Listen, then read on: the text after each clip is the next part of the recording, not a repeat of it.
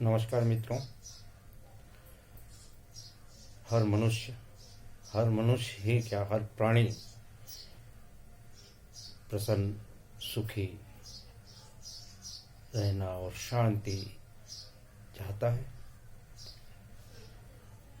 और उसे शांति कोई सफलता में ढूंढता है, कोई संपन्नता में ढूंढता है, कोई अपने नाम और पराक्रम में ढूंढता है। अलग अलग लोगों की अलग अलग इच्छाएं होती हैं। इच्छाओं की पूर्ति में व्यक्ति वास्तव में अपनी शांति ढूंढता है। लेकिन जिस प्रकार अर्थशास्त्र का नियम है, इच्छाएं अनंत हैं और एक के बाद एक जागृत होती हैं, नई जन्म लेती हैं। इसी तरह इनका अंत नहीं है। तो इसका अर्थ यह हुआ कि एक इच्छा पूरी होगी तो दूसरी दुखी करेगी, तीसरी दुखी करेगी, अनंत है। तो क्या करना चाहिए? सुखी, पहले तो हमें सुखी रहने का, सुखी का, शांति का और इन सब चीज़ों का मतलब समझना चाहिए। असली सुख क्या है? असली सुख क्या है? असली सुख है कि हमें किसी से बैर ना हो। इच्छाओं के आधार पर अगर हम सुख ढूंढेंगे तो सुख नहीं मिलेगा। असली सुख के लिए हमें अध्यात्म का सहारा लेना पड़ेगा। और अध्यात्म में के आसपास दो और शब्द घूमते हैं, अध्यात्म या आत्मअध्ययन।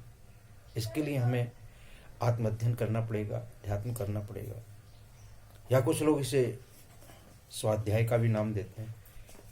और इस सब में अध्ययन अपना है, आपका है, संसार की बजाय अपने को देखने का है।